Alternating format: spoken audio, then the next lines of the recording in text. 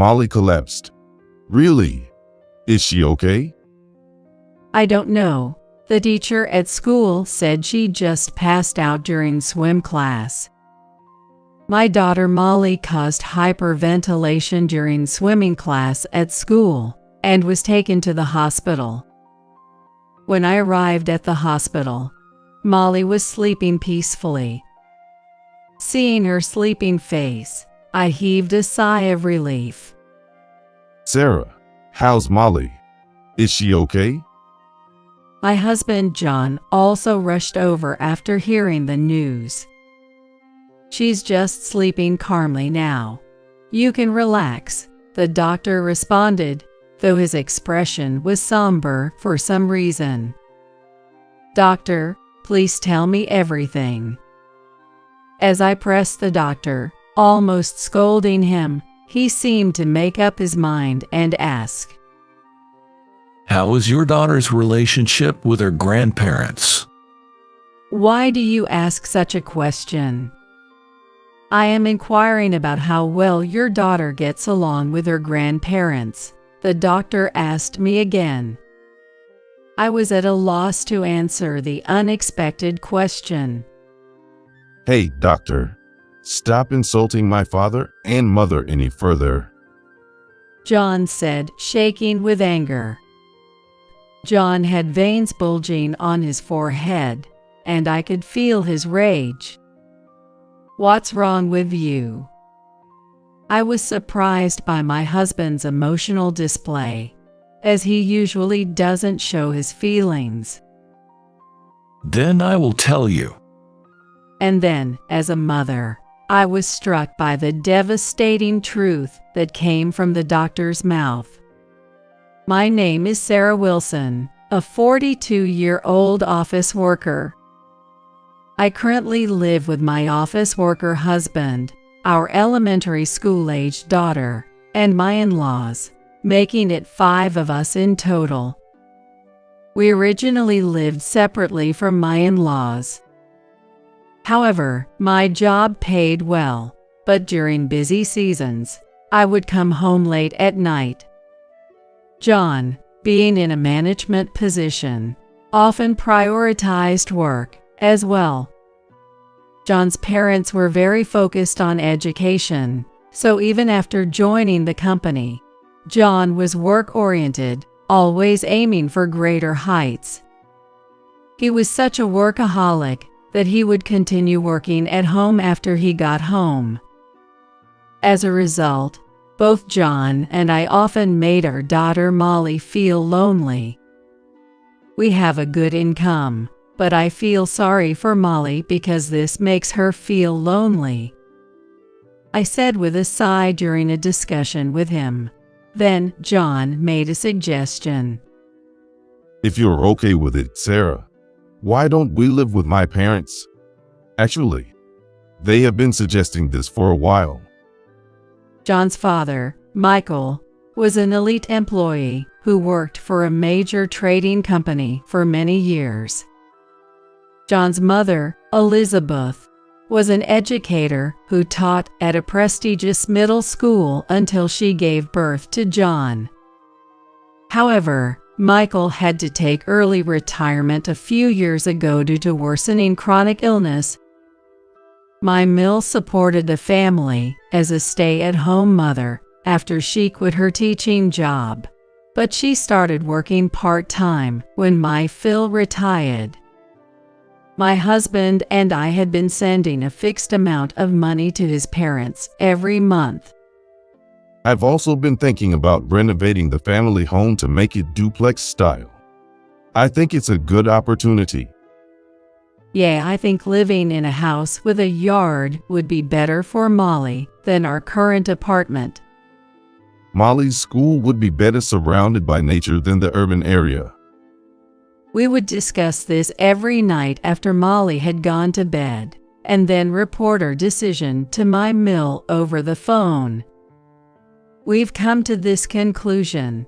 What do you think, Elizabeth? We would welcome that. In fact, we were hoping to suggest living together. Hearing this from you made me happy and relieved. Thus, our plans for living together smoothly progressed. We renovated the in-laws' house, allocating the first floor for them and the second floor for our family's living space. We didn't install locked doors between the spaces so we could always access each other's areas when needed, but we basically respected each other's privacy.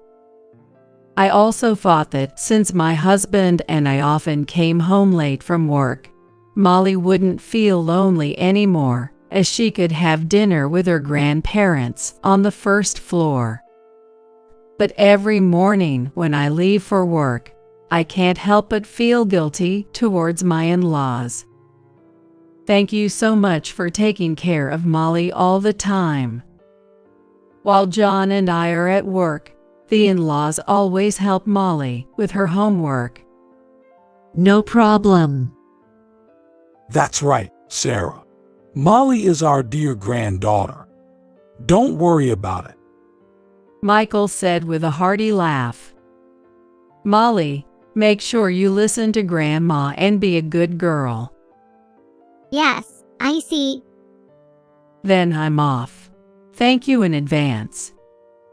Having the in-laws as allies made me feel more capable of facing work than ever before. 3 months have passed since we started living together. That day, I finished work early and got home sooner than usual, and Molly ran up to me crying and hugged me tightly. "What's wrong, Molly? Why are you crying?"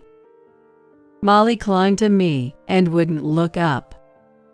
Elizabeth followed her and said, "It seems Molly is just so happy to see her mom," as she tried to stroke Molly's head.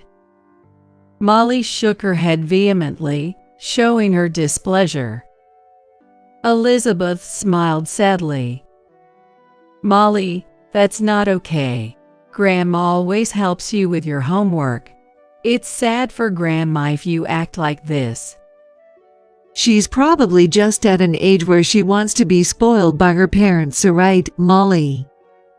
"I am sorry for making you feel bad." It's all right, I don't mind. Elizabeth said, still smiling gently. Molly was doing her best with her studies until just now. She's a smart girl. When Elizabeth tried to pat Molly on the head, Molly fiercely shook her head, showing her refusal. "Molly, Mommy will get angry. Say sorry to Grandma." When I scolded her, Molly reluctantly turned to Elizabeth and said in a trembling voice, "Sorry, Grandma." Molly usually seemed very attached to her grandparents, so at that moment, I didn't think much of it, assuming she just didn't want to study because she wanted to play. It's me who should say sorry, Molly. I thought I saw tears in Elizabeth's eyes, but realizing I was watching, she quickly covered it by laughing and saying, "Something got in my eye." As time went by, I realized that not only Elizabeth's behavior but also Molly's was unusual. Molly often played alone even before living with her grandparents, but she had never clung to me and cried like that before. And yet, she showed such an attitude towards her kind grandmother, who always doted on her. Maybe Molly was experiencing troubles that we adults couldn't understand. As bedtime approached, I discussed it with John. If I cut back on work, I could spend more time with Molly. She might not feel so lonely. What are you saying now? We've discussed this many times and decided. My parents are taking care of Molly, so there's no need to worry. I know that, but even if your parents are good people, they can't replace Molly's mother. Are you saying my parents aren't good enough? John frowned and glared at me. John often gave me that look when he didn't like something. I'm not saying that. It's just. Anyway, we should just leave Molly's care to my parents. He insisted, turning his back to me as if to end the conversation, and fell asleep. Winter came, and my busy work schedule finally entered a slow period. I'll do the dishes, you rest. Oh, really? Aren't you tired from work? It's relatively slow at work now, so I can do laundry and cleaning on my days off. Is that so? Well, I'll take your word for it and watch TV. I decided to dedicate myself to the household chores, making up for the time I couldn't contribute before. John remained busy with his work as usual. Sarah is really putting in the effort. Well then, leave Molly's shower to me. Are you sure? You must be tired. I responded, thinking he was being considerate due to my bustling around the house. Leave it to me. Parent-child communication is important. After all, He said, puffing out his chest. Molly, go ahead and take a shower with Daddy. I called out to her, and she took John's hand and headed to the bathroom. Imagining the delightful scene of father and daughter together, I couldn't help but smile. However, when Molly came out of the shower, I was startled. Molly, your face is really red, isn't it?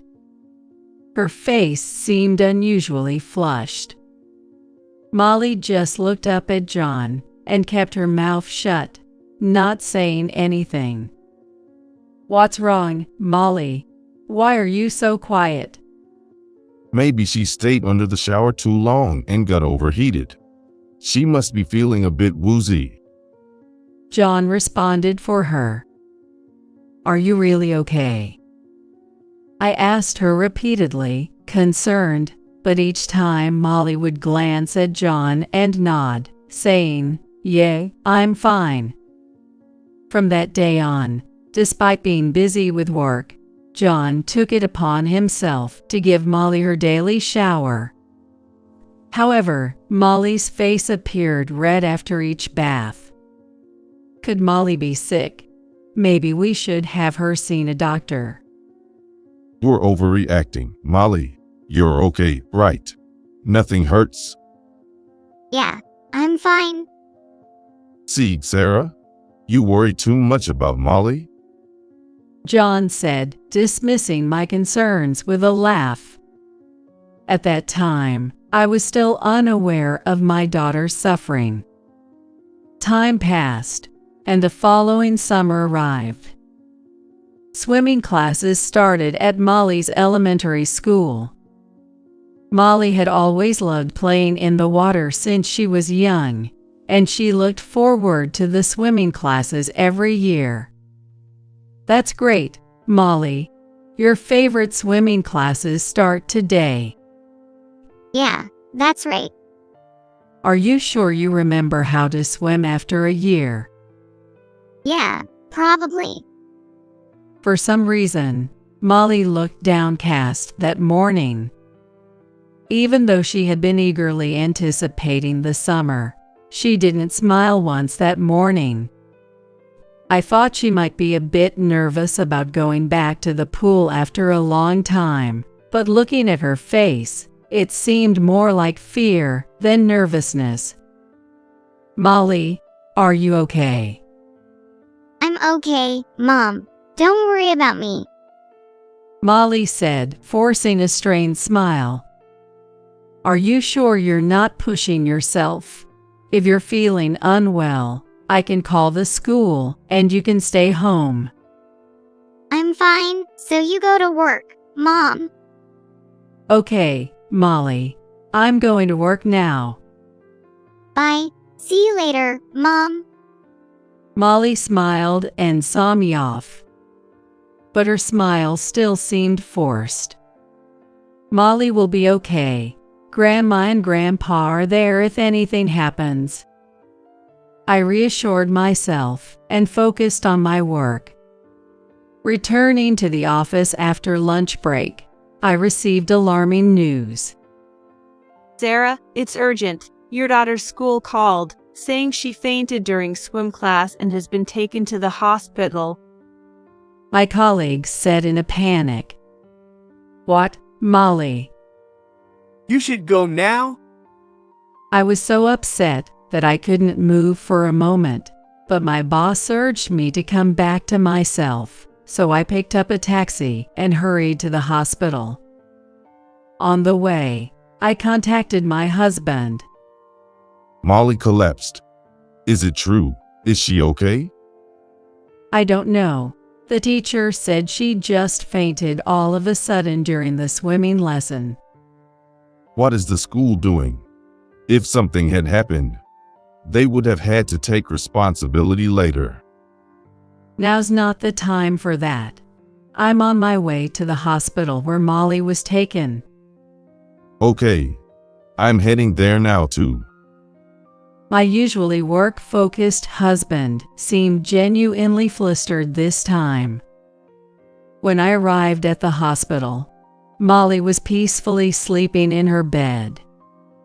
Seeing her sleeping face, I felt a wave of relief. I'm so glad Molly is safe. The tension I had been carrying broke, and I felt dizzy. Are you all right? Supported by the doctor nearby, I managed not to collapse. Sarah, is Molly okay? John, Molly is. I tried to answer, but my words tangled. She's just sleeping calmly now. Please don't worry, the doctor calmly responded. Doctor, thank you so much. I lowered my head to the doctor, tears of relief falling. However, the doctor's expression remained serious and somber. Doctor, is there something wrong? Well, actually. The doctor seemed hesitant to respond. Doctor, please tell me everything.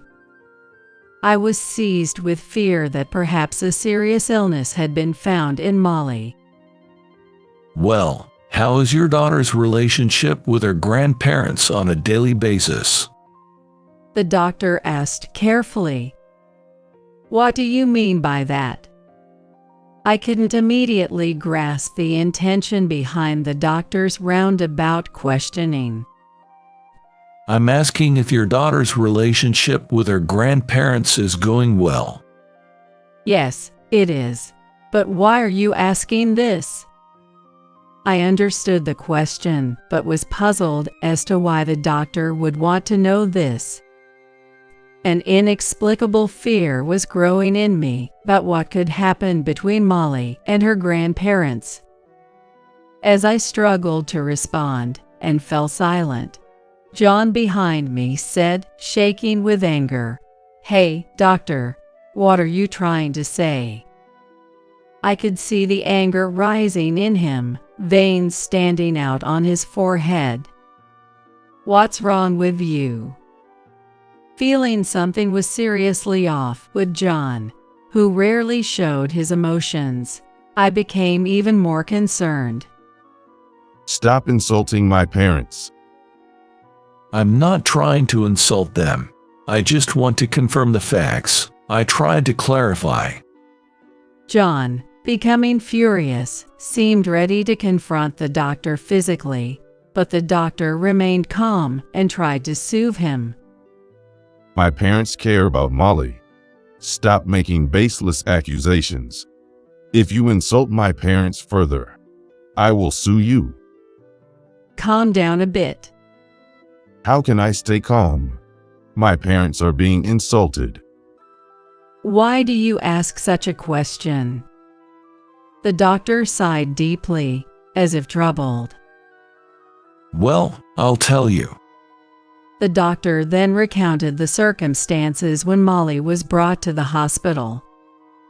When Molly was about to enter the pool for swimming class, she hyperventilated and was brought in by ambulance, which I already knew from the school's explanation.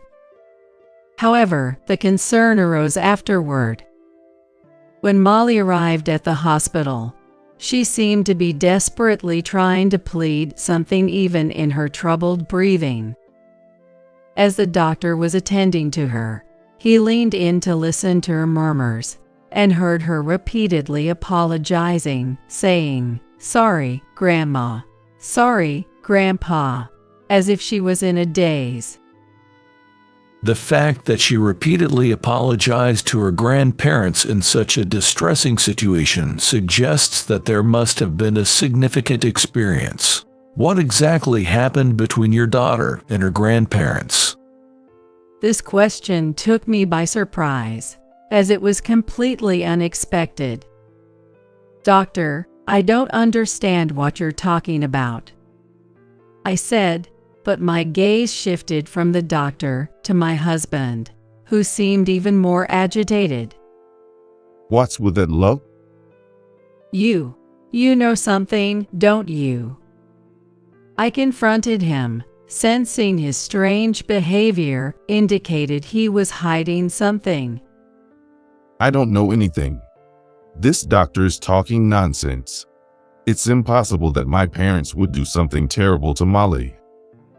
John, who had been angry, suddenly started laughing, as if trying to cover up something that shouldn't be revealed.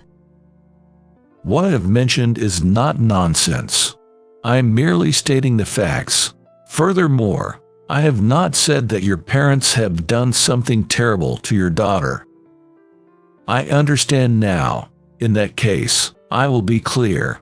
I suspect that her grandparents may have been causing her distress on a regular basis. Therefore, we have already contacted Child Protective Services. You can't just do whatever you want.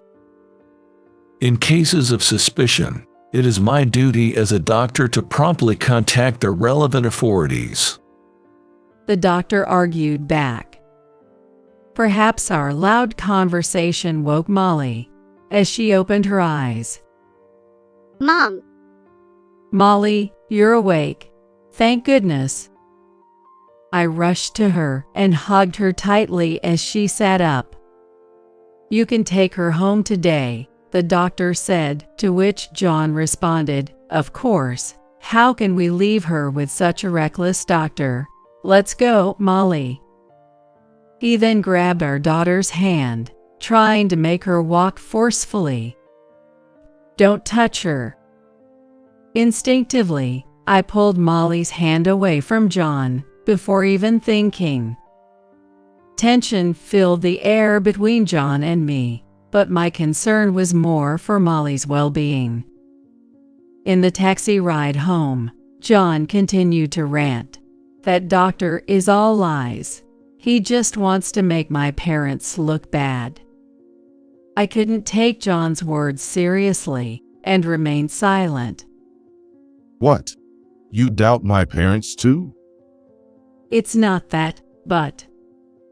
Molly, have you been abused by Grandma and Grandpa? yeah, no, I haven't. See, Molly says she hasn't been mistreated. That doctor was just spouting nonsense. Molly's response seemed forced, clearly under the pressure of John's dominating demeanor. Seeing Molly's frightened expression, I speculated about what could have happened between her and her grandparents. Something horrendously frightening must have occurred to Molly, something she felt she couldn't even tell me about. The fact that the doctor felt the need to contact Child Protective Services indicated a serious concern. But when I questioned my in-laws about it, I knew that if they said they didn't know, that would be the end of it. There is no evidence that they were harassing my daughter. Hey, are you even listening? John's voice snapped me back to reality. "Sorry, did you say something?" I've told you before. Don't let anyone from Child Protective Services inside if they come asking around. Why? If we have nothing to hide, we should let them in and prove that everything is fine. I countered him, even though I knew it was useless. What if it starts rumors around the neighborhood? It could affect my career. Think before you speak. John had always walked the path of an elite, never facing failure from childhood through his professional life. His high pride feared bad reputation more than anything, making me wonder if his pride was more important than our daughter Molly's well-being. Should he protect his pride more than his daughter? As I thought about this, my eyes fell on the taxi's dash cam. That's right, that could be useful. I remembered a crucial fact I hadn't shared with John or the in-laws. The next day, I pretended everything was normal, submitted a leave request at work, and after killing time at a friend's house, I waited for Molly at her school's gate when it was time for her to get out. "Molly, come here." Seeing me, Molly looked surprised but also visibly relieved. Mom, what's happening? "I'll explain later. We're going to take a plane." We then took a bus to the airport and flew to my hometown where my parents lived. From that night into the early morning, John called repeatedly. Feeling frustrated by the repeated calls, I decided to accept the call. What have you done? Where did you take Molly? "She's in a safe place, out of your reach." What? Don't be ridiculous. Just come back and explain everything to me properly? "We're not coming back. An explanation over the phone will suffice." Then at least send Molly back to us. John yelled over the phone. I steadfastly declined. "I refuse." Why? What have we ever done to you? "If you don't remember, let me enlighten you. It's because you and your parents have been making Molly do things she despises every day." The anger I had suppressed in me exploded. I explained the process of getting here to John step by step. On the way back from the hospital, I remembered, while looking at the taxi's dash cam, that I had installed a camera in the living room of the first floor. Unusual occurred. It was set up to monitor the elderly in-laws and Molly, alerting my smartphone immediately if anything unusual occurred. The first floor, where the in-laws lived, allowed Molly free access when John and I were not around. Shortly after we started living as a joint family, Elizabeth began forcing Molly to wash dishes and do cleaning tasks. Initially, I thought it was just Elizabeth's way of teaching her granddaughter household chores, but Elizabeth never instructed her. She just watched Molly with Michael. Molly complied without complaints, completing the tasks as told. However, when Molly was about to go back upstairs after finishing, Elizabeth called her back, saying in a sorrowful voice, "Next, please clean the bathroom. Thank you." But I have homework. I'm sorry, but please do as you're told. If you can't, we can't let you live here. Please do as you're told, for your own good. With that, Elizabeth grabbed Molly's wrist, seemingly trying to force her outside against her will. Do as you're told, Molly. Elizabeth's voice was clear on the surveillance camera, which captured sound well despite slight static. Elizabeth sounded sorrowful even as she commanded. Grandpa, help me. Molly pleaded for help from her grandfather, Michael, who did nothing to reprimand Elizabeth, and merely watched silently. Faced with this unbelievable reality unfolding in the video, I was speechless.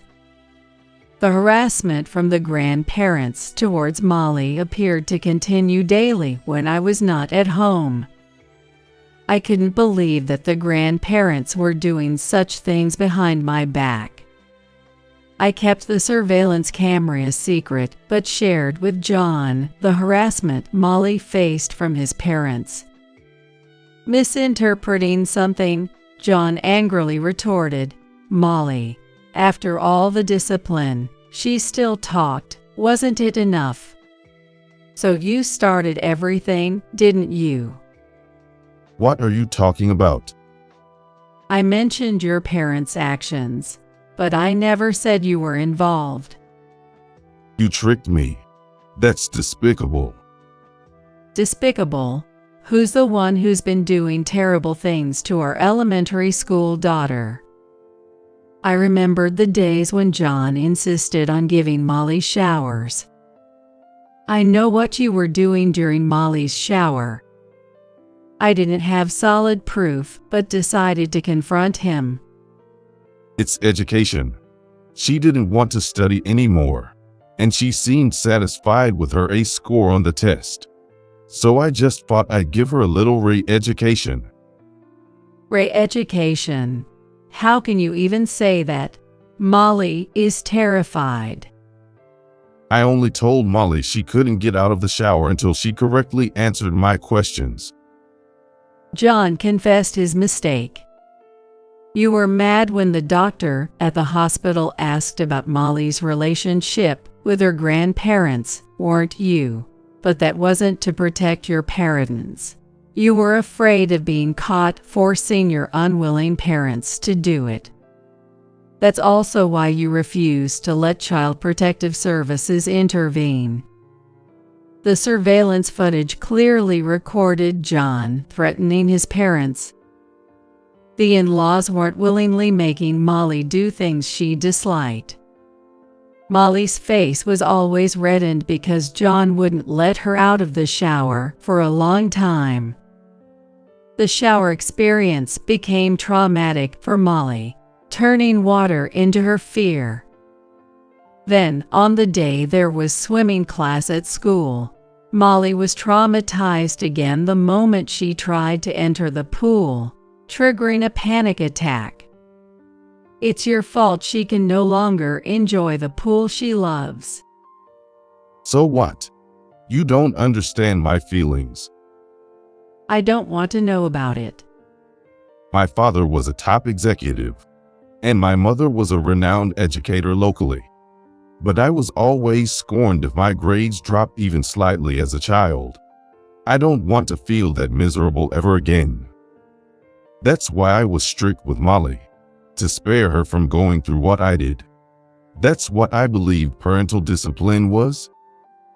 With those words, John began to laugh with a sinister tone. I felt victorious inside when my father had to retire due to his chronic illness and came to me for financial help. I turned the tables on them. I told my parents I'd support them financially, but in return, they had to discipline Molly strictly. That was the condition under which I agreed to live with them. I was horrified to find out John's twisted true feelings. I recorded this phone call. And that's not all. The surveillance camera has also recorded how you threatened your parents, both their actions and voices. I will use this evidence to protect her. You are finished. Hey, wait a minute. We can talk this through. John was panicking at the end, but I had nothing more to say and hung up the phone, then blocked his number. I went to the police and child services with footage from the surveillance camera, the recording of the call, and the medical report I got from the hospital. This is terrible. The video and the audio are clear evidence. The responding police officer promised to deal with the incident immediately. Later, I was shocked by the new facts that I learned from Molly. When I asked her why she didn't confide in me sooner, Molly, in tears, said, Because Dad threatened that if I didn't do it right, he would put busy Mom through the same ordeal. I don't want Mom to get hurt. John, her biological father, had been threatening her all this time. And to protect me, she had been keeping her fear and anxiety to herself, even though she was just a child. She was trying to protect me, her mother, even though she should have been the hardest.